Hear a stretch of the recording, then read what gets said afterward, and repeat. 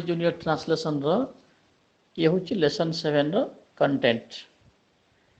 अच्छा बर्तमान आम करिया फास्ट प्रथम जेकोसी विषय को जड़े पढ़ाई चाहिए बा शिक्षक माध्यम पढ़ शिक्षक पढ़ेवा सहित शिक्षक पढ़ेवा परे से पिलाटी प्रथमे से निर्दिष्ट चैप्टर को बा विषयटी को 2-3 थर सेल्फ रीडिंग करने दरकार माने निजे निज पाठटी बारंबार पढ़ा दरकार। पढ़ले कौन हम ना तार प्रत्येक वार्ड एवं सेंटेंस सांगे तार गोटे संपर्क गढ़ी उठो जो संपर्क माध्यम पाठटी बुझापी बहुत सहज हम। बारंबार पढ़ले बारंबार शुणिले आम मन भर गोटे घर कर एवं से मन भितर कर घर बा मन भितर रही कथा ता समय क्रमे बाहर को आसो मन पड़ से समय आसिले से घटना देखिले बा से परिका घटना सहित आम जड़ित हेले आम मनरू स्वतःपूर्त भाव से शब्द गुड़ाक बाहर से आमको कौन करिया पड़िबो ना ये सामान्य टे कष्ट करिया पड़िबो जहाँ आम प्रथम बारंबार पढ़ा एवं शिक्षक जहाँ पढ़ेले ताकू लाइन बाय लाइन बा धाड़ी धाड़ी करी फॉलो करिबा तापरे निजे वर्कआउट करिबा। वर्कआउट मीन्स से जो अनुवाद कर देइछि से अनुवाद कर को स्थिर मन रे प्रथमे ताक निज नोटबुक रे करिबा दरकार करला परे शिक्षक देइथा उत्तर संगे मिलेबा दरकार। ए केतोटी स्टेप जदि आमे फॉलो करि पारिले ताले निश्चित भाव में गोटे पाठ को आम आम अंतर सहित रखिपर भल कर एवं अन्य को भी समय आसते बुझे पार। ओके आउ समय न नष्ट करी आम सीधा आसवा पाठ्यपुस्तक को जहाँ ये पाठ्यपुस्तक अच्छी lesson 7 the adjective plus noun माने पूर्व अध्याय आम पढ़ी the adjective within bracket predicative adjective रे किपरि भाव में एडजेक्टिव को हम किपर चिन्हिबा एथिरे जो शब्द अच्छी से जो वाक्य मान जो शब्द व्यवहार कराई केते गोटे जगह जा एडजेक्टिव विशेषण बोली कह जाए मान चिन्ह देवी। प्रथम आम लाइन बाय लाइन पढ़ा कौन ए व्यवहार कराई एडजेक्टिव प्लस नाउन माने एडजेक्टिव सहित नाउन को व्यवहार करके वाक्य गठन करा जाई पारे ता ओडिया रु इंग्लिश हो पारे इंग्लिश रु ओडिया भी हो पारे।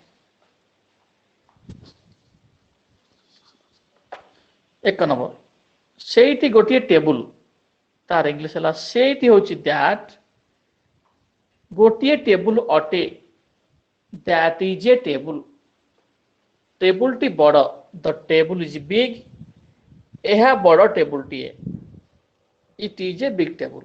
इट इज लेखा पर जो विधि इट इज को I T plus I S it is लेखा जाय परिबो किंबा आईटी सहित अपोस्ट्रोफी देकी मध्ये हम लिखि दे परिबा। एटा होची इट इज लिखिबार धारा।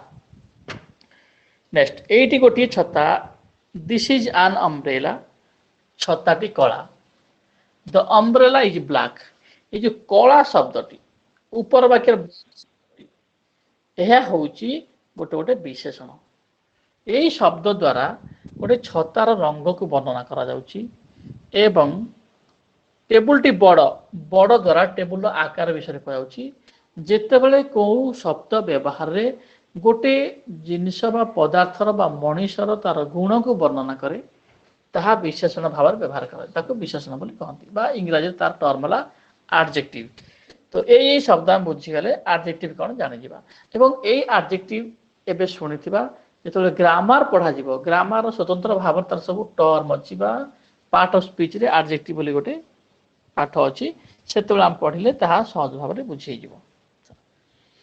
एठी गोटे छत्ता दिस इज एन अम्ब्रेला छत्ताटी कला द अम्ब्रेला इज ब्लैक एठी गोटे कला छत्ता it is a black umbrella.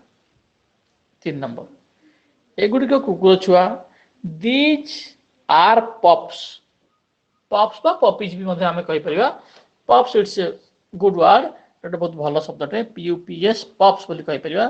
ताले दीज पाखरे आर व्यवहार करा जाय आमे पूर्व अध्याय मानकर पढिचंती। अच्छा एठी कोन स्वतंत्र भाव रे एगुड़िक कुकुर छुआ अटे अटे तो मु कहि बारंबार जे अटे एठी नीरव रहउची साइलेंट रहउची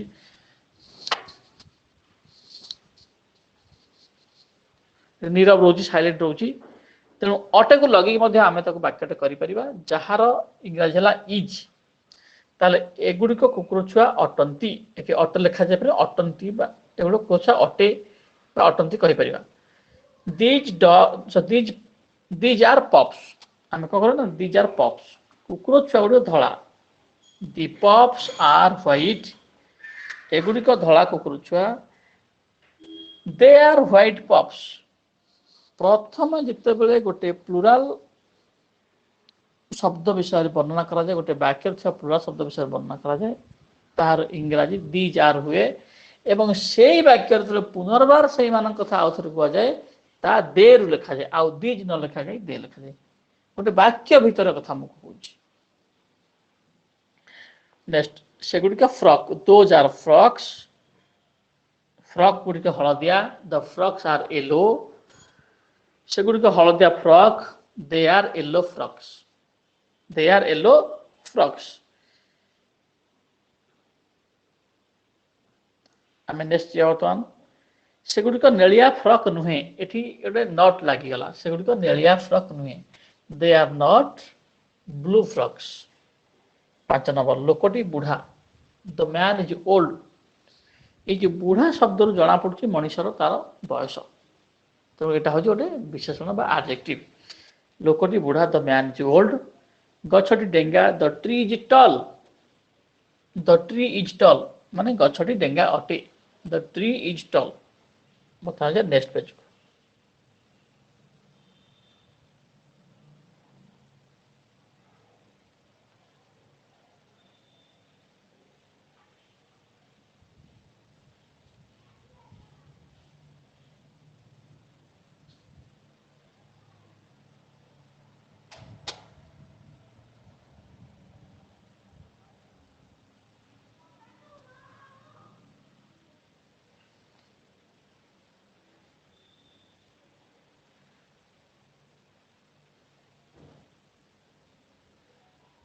बर्तमान नेक्स्ट पेज जा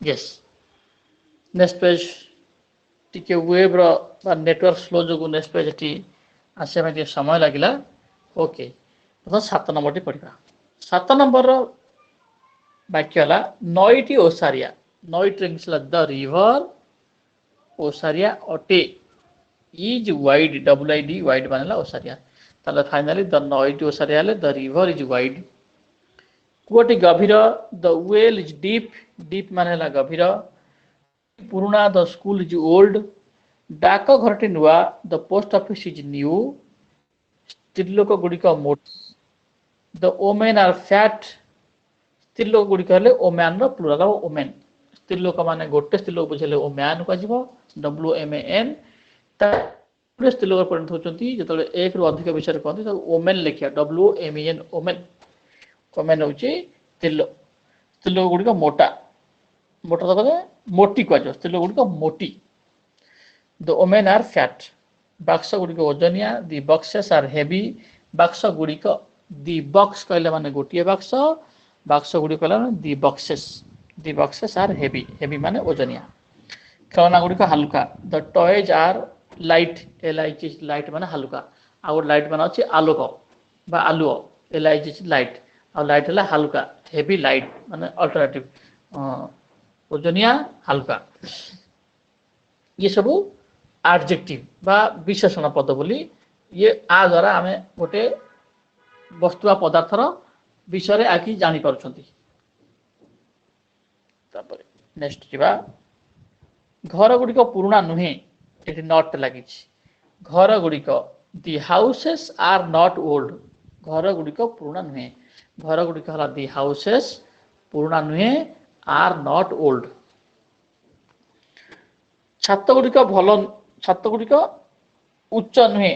ଦି roofs are not high, ରାସ୍ତା ଗୁଡ଼ିକ ସଫା ନୁହେଁ। ଦି roads are not clean, ଆକାଶ ନୀଳବର୍ଣ୍ଣ ବା ଆକାଶ ନୀଳବର୍ଣ୍ଣ ଅଟେ। ଦି sky is blue, ଆକାଶ ହେଲା ଦ ସ୍କାଏ, ସ୍କାଏ ପୂର୍ବରୁ ଦି ଲାଗିବ। ତାକୁ ବାରମ୍ବାର ପଢିଲେ ପଢିବା ଦ୍ୱାରା ମନେ ରହିବ ସ୍କାଏ ପୂର୍ବରୁ ଦି ଲାଗେ ବୋଲି। ଆକାଶ ନୀଳବର୍ଣ୍ଣ, ଦି ସ୍କାଏ ଇଜ୍ ବ୍ଲୁ, ପୃଥିବୀ ଗୋଲାକାର। ଦ ଆର୍ଥ ଇଜ୍ ରାଉଣ୍ଡ, ଚନ୍ଦ୍ର ଉଜ୍ଜଳ। The moon is bright, bright ମାନେ ଉଜ୍ଜଳ। ଚଟାଣଟି ସଫା। ଦ ଫ୍ଲୋର ଇଜ୍ କ୍ଲିନ୍, ଚଟାଣ ମାନେ ଆମ ଘରର ଯୋଉ ଆମ ଯୋଉଠି ଘର ଠିଆ ଯୋଉଠି ପାଦ ପଡୁଛି ତାକୁ ଚଟାଣ। ଫ୍ଲୋର ଘର ଭିତର ତଳ ଭାଗଟା ଯୋଉଠି ଆମେ ଚାଲବୁଲ କରନ୍ତି ବା ବସନ୍ତି ଉଠନ୍ତି ଯୋଉ ସରଫେସ୍ ତାକୁ ଚଟାଣ, ସେଟା ହଉଛି ତାର ଇଂଲିଶ ହେଲା ଫ୍ଲୋର, FLOR ଫ୍ଲୋର। ତାହେଲେ ଚଟାଣଟି ସଫା। ଦ ଫ୍ଲୋର ଇଜ୍ କ୍ଲିନ୍, କବାଟଟା ମେଲା। ଦ ଡୋର ଇଜ୍ ଓପନ୍। ବର୍ତ୍ତମାନ ନୋଟ୍ସ ମାନେ ଏଇ ଚାପ୍ଟରଟିକୁ ଏଇ ବିଷୟଟିକୁ ପଢିଲା ବେଳେ ଯୋଉ ଯୋଉ ଜାଗାରେ ଟିକେ ଅସୁବିଧା ଲାଗିବ ସେଥିରେ ନ୍ୟୁ ଟ୍ରାନ୍ସଲେସନର ଅଥର ତାକୁ ଗୋଟେ ବିଦ୍ୟୁତ ଭାବରେ ଆଉ ଟିକେ ଅଲଗା ଏକ୍ସଟ୍ରା ଏମ୍ଫାସିସ୍ ବା ଗୁରୁତ୍ୱ ଦେଇଛନ୍ତି। କାହା ଉପରେ ବେଶୀ ଗୁରୁତ୍ୱ ଦେଇଛନ୍ତି? ଆଚ୍ଛା, ନୋଟ୍ସ ଦର ବ୍ୟବହାର। ଏଠି ଫାଷ୍ଟ ଟାଇମ୍ ପାଇଁ ଦି ର ବ୍ୟବହାର ଉପରେ ବେଶୀ ଗୁରୁତ୍ୱ ଦେଇଛନ୍ତି। ଦିଟା କୋଉଠି ଲାଗେ? TH ଦି ବା ଦ କୋଉଠି ଲାଗେ? କୌଣସି ଜଣେ ବ୍ୟକ୍ତି, ଗୋଟିଏ ପ୍ରାଣୀ, ପଦାର୍ଥ ବା ଅନୁଷ୍ଠାନ କଥା ପ୍ରଥମେ କହିଲା ବେଳେ ଆମେ ଏ ଆନ୍ ବ୍ୟବହାର କରୁ। କଣ ଆମେ ଏଥିରୁ ବୁଝିଲେ? କୌଣସି ଜଣେ ବ୍ୟକ୍ତି, ଗୋଟିଏ ପ୍ରାଣୀ, ପଦାର୍ଥ ବା ଅନୁଷ୍ଠାନ କଥା ପ୍ରଥମେ କହିଲା ବେଳେ ଆମେ ଏ ଆନ୍ ବ୍ୟବହାର କରୁ। ଆମେ ନିଜେ ହୁଅନ୍ତୁ କିମ୍ବା ଅନ୍ୟ କେହି ଜଣ ହଉ, ଯେତେବେଳେ ସିଏ ଗୋଟେ ସଂସ୍ଥା ବିଷୟରେ, ଗୋଟେ ମଣିଷ ବିଷୟରେ ପ୍ରଥମ ଥର ପାଇଁ କୁହନ୍ତି, ଯାହା ବିଷୟରେ ଆମେ ପ୍ରଥମ ଥର ପାଇଁ ଆଲୋଚନା କରନ୍ତି, ସେ ମଣିଷ ହେଇପାରେ, ବସ୍ତୁ ପଦାର୍ଥ ହେଇପାରନ୍ତି, ସେ ବିଭିନ୍ନ ପ୍ରକାର ଅନ୍ୟାନ୍ୟ ଜିନିଷ ହେଇପାରେ, ଯାହା ବିଷୟରେ ଆମେ ପ୍ରଥମ ଥର ପାଇଁ କହନ୍ତି ତାହା ପୂର୍ବରେ ଏ ଆନ୍ ବ୍ୟବହାର କରେ।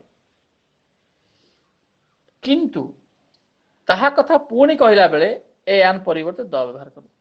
ସେଇ ଲୋକ ବିଷୟରେ, ସେଇ ବସ୍ତୁ ବିଷୟରେ, ପଦାର୍ଥ ବିଷୟରେ ଆମେ ପୁନର୍ବାର କହନ୍ତି, ଆମେ ତା ଜାଗା ଦି ଲଗାନ୍ତି, କାହିଁକିନା ସେ ସମୟରେ ସେଟା ନିର୍ଦ୍ଦିଷ୍ଟ ହେଇଗଲା। ତାହେଲେ ଉଦାହରଣ 1 ଓ 2, ଉଦାହରଣ 1 ଓ 2 କୁ ଆଉ ଥରେ ତମେ ପଢି ଦେଇପାରିବ। ଉଦାହରଣ 1 ଓ 2 କୁ ଯାଇକି ପ୍ରଥମେ ଯାହା ବିଷୟରେ କୁହାଯାଇଛି ସେଠି ଏ ଆନ୍ ଲାଗିଛି, ପୁଣି ଦ୍ୱିତୀୟରେ ସେ ବିଷୟରେ କହିଲା ବେଳେ ଦି ବ୍ୟବହାର ହଉଛି। ବର୍ତ୍ତମାନ ଆମେ ଯିବା ପେଜ ନମ୍ବର 3 କୁ ଯିବା।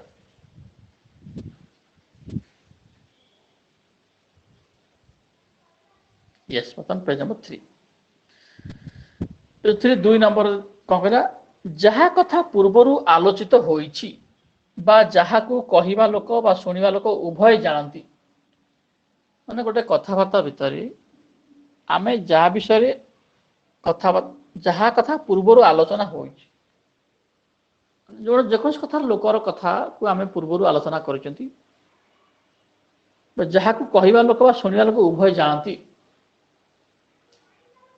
ତାହା କଥା ପ୍ରଥମେ କହିଲା ବେଳେ ମଧ୍ୟ ଦ ବିଭକ୍ତ ହୁଏ। ସେଇ ବିଷୟରେ ଆମେ କଥା ହୁଅନ୍ତି, ପ୍ରଥମ ହେଲେ ମଧ୍ୟ ସେଠି ଆମେ ଦି ବ୍ୟବହାର କରିପାରିବା। ଉଦାହରଣ 5 ରୁ 10, 5 ରୁ 10 ନମ୍ବର ସେଣ୍ଟେନ୍ସ ବା ବାକ୍ୟଟି ପଢିଦେଲେ ତାର ଏକ୍ସାମ୍ପଲ ଆମେ ଆହୁରି ମଧ୍ୟ ଭଲ ଭାବରେ କ୍ଲିୟର ହେଇପାରିବା। ଏକାଧିକ ବ୍ୟକ୍ତି, ବସ୍ତୁ ବା ଅନୁଷ୍ଠାନ ସମ୍ପର୍କରେ, ଏକାଧିକ ବ୍ୟକ୍ତି, ବସ୍ତୁ ବା ଅନୁଷ୍ଠାନ ସମ୍ପର୍କରେ ସେହିପରି କାରଣରୁ ଦ ପ୍ରଥମେ ବ୍ୟବହୃତ ହୁଏ। ଯେକୌଣସି ଜଣ ପାଇଁ ଦି ବ୍ୟବହାର କରାଯିବ, 5 ଜଣ ପାଇଁ, 10 ଜଣ ପାଇଁ, ମାନେ ଏକ ବଚନ ପାଇଁ ଯାହା, ବହୁ ବଚନ ପାଇଁ ମଧ୍ୟ ସେୟା। ଏକ ବଚନ ବିଶିଷ୍ଟ ଅର୍ ବହୁ ବଚନ ବିଶିଷ୍ଟ ବ୍ୟକ୍ତି, ବସ୍ତୁ ବା ଅନୁଷ୍ଠାନ ସମ୍ପର୍କରେ ସେହିପରି କାରଣ ଦ ପ୍ରଥମେ ବ୍ୟବହୃତ ହୋଇଥାଏ। ତାର ଉଦାହରଣ କଣ? 3 ନମ୍ବର, 4 ନମ୍ବର, 11 ନମ୍ବର, 16 ନମ୍ବର ବାକ୍ୟ ତାର ଉଦାହରଣ ସେଇପରି ଭାବରେ ଲେଖାଯାଇଛି। ତାକୁ ରିପିଟେଡଲି ପଢିକି ମଧ୍ୟ ବୁଝିପାରିବା। ନିଜେ ନିଜର ମାଷ୍ଟର ହେବା ଉଚିତ, ନିଜକୁ ନିଜେ ବିଶ୍ଳେଷଣ କରିବା ଉଚିତ ଯେ ମୁଁ କଣ ପଢିବା ପାଇଁ ଚାହୁଁଛି, କଣ ପଢୁଛି, କଣ ପଢିଲି, ତା ଭିତରେ ଯଦି ଆମେ ବାରମ୍ବାର ଚର୍ଚ୍ଚା କରିବା ତାହେଲେ ଆମେ ବୁଝିବାଟା ଆହୁରି ବହୁତ ସହଜ ହେଇପାରିବ। ତାପରେ ଆସିବା 3 ନମ୍ବର, ଯାହା ସବୁବେଳେ ଗୋଟିଏ ଉଦାହରଣ, ଯାହା ସବୁବେଳେ ଗୋଟିଏ ଉଦାହରଣ 17 ରୁ 19 ବା ବାକ୍ୟ ନମ୍ବର 17 ରୁ 19 ରେ କୁହାଯାଇଛି, ବା ଯାହା କୌଣସି ସମୟରେ କୌଣସି ସ୍ଥାନରେ ଗୋଟିଏ ଥାଏ, ଯାହା ସାରା ସଂସାର ଭିତରେ ଏକ, ତା ଦ୍ୱିତୀୟ ବୋଲି କିଛି ନାହିଁ, ତା ପୂର୍ବରୁ ଦ ବ୍ୟବହୃତ ହୁଏ। ଯେମିତି ଆକାଶ ପୂର୍ବରୁ ଦି ଲାଗେ, ଦ ସ୍କାଏ। ଆମ ଏ ସାରା ସଂସାରରେ, ସୃଷ୍ଟିରେ ଆକାଶ ହେଲା ଗୋଟିଏ ମାତ୍ର, ଯାହା ଈଶ୍ୱରଙ୍କ ସୃଷ୍ଟି ତାହା ହେଲା ଗୋଟିଏ, ଦ୍ୱିତୀୟ ଆକାଶ ନାହିଁ। से संसार भितर जार गोटे मान गोटे अवस्थिति अच्छी एक तार द्वितीय जिन किसी ना से भली वस्तु बा पदार्थ पाखरे बा बड़ बड़ जिनस पाखरे द व्यवहार करता पूर्व द लेखा जमी the sky the moon the sun the ये सब जिन आम कहीपर द महानदी यही सब शब्द मानक कहीं आर द्वितीय जिनस ना द कुतुब मीनार द ताजमहल तो ये सब संसार में गोटे मात्र जिनस अच्छी तेणुक आंक पूर्व जिते व्यवहार करवा इंग्राजी रे तो आंक पूर्व द निश्चित लगे प्रथम हो शेषर हो मझे हो नेक्स्ट आम इंग्राजी कर बर्तमान आसला ये मेन पाठ ये शुणिला पज करनब पिला दायित्व ये पज करनब बा भिडियो पूरा बंद करदेव कि पज करदेगी आगे इंग्राजी कर अनुवाद करटा कर चलो प्रथम अनुवाद कर चलो तापर तुम निजर अनुवाद को मु करिथिबा अनुवाद बा शिक्षक बतैथिबा अनुवाद संगे मिसेइबो जदि मैच करिगला ताले ठीक ठाक है बा तुम उत्तर ठीक अच्छी जदि मैच न कला किसी असुविधा हबार नहीं तुम्हें से जगार बुझावा चेष्टा कर शिक्षक उत्तर संगे मिलई नब ताल तुम यही चैप्टरटा बा एटा कंप्लीट होगा बर्तमान पढ़ा ये गोटे टेबुल कना it is a table cloth eighty है इट इज टेबुल कना table cloth it is a table cloth बा एटी गोटे टेबुल कना अटे मु आगु कही अटे ये वाक्य कौन रोचे ना नीरव रोचे अटे सहित आम मिसई करवा अटे को कह जाए ना लेखा कि तार इंग्राजी लेखा जाए it is a table cloth table कनाटी सफा अच्छी टेबुल कनाटी the table cloth is clean लोकटी जने कृषक the man is a farmer जने कृषक ए लगे द मैन परे इज लगिगला the man is a farmer लोकटी जने कृषक सेठी गोटे कला कुकुर that is a black dog that is a सेठी गोटे कला कुकुर अटे ताने सेठी अटे ये गोटे पार्ट कौन ना कला कुकुर तो सेठी अटे दैट इज गोटे कला कुकुर ए ब्लैक डॉग तो संपूर्ण भाव कर कौन हम ना that is a black dog तापर जा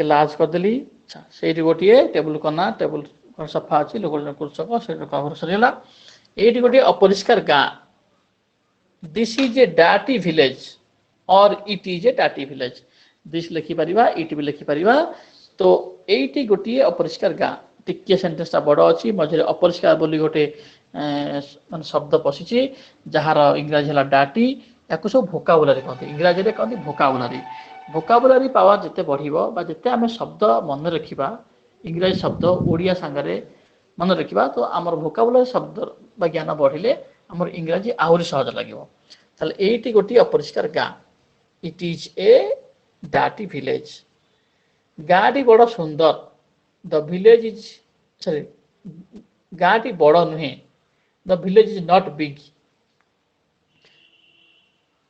ये गोटे बड़ ह्रद it is a big lake or it is a large lake ये गोटे बड़ ह्रद it is a big lake a lake ई लेक ह्रद or it is a large lake LARG large lake कमलाटी पाचिला the orange is ripe ripe माने पाचिला द ऑरेंज इज राइप बा कमलाटी पाचिला अटे फाटकटी मेला द गेट इज ओपन कबाटटी बंद the door is shut SHUT shut माने बंद कर बंद द डोर इज शट सेगुड़िक बड़ जहाज those are big ships SHIP अच्छी शिप माने जहाज सेगुड़िक हो गले प्लुराल हो सेगुड़िक बड़ जहाज दोज आर बिग शिप्स डंगाटी छोट द बोट इज स्मॉल रोसई घरटी अणओसारिया माने चौड़ा नुहे संकुचित अणओसारिया द रोसई घरटी द किचेन इज नैरो रोसई घरटी द किचेन किचन रूम लिखा दरकार नहीं, खाली रोज किचन मीन्स रोषेई घर। द किचन इज नैरो, रांधुनियाटी बुढ़ा लोक। The cook is an old man, माने रांधुनियाटी जड़े जड़े बुढ़ा लोक अटे। The cook is an old man, से युवक नुहे, से युवक नुहे, ही इज नॉट यंग। टोकेटी ओजनिया, द बास्केट इज हेवी।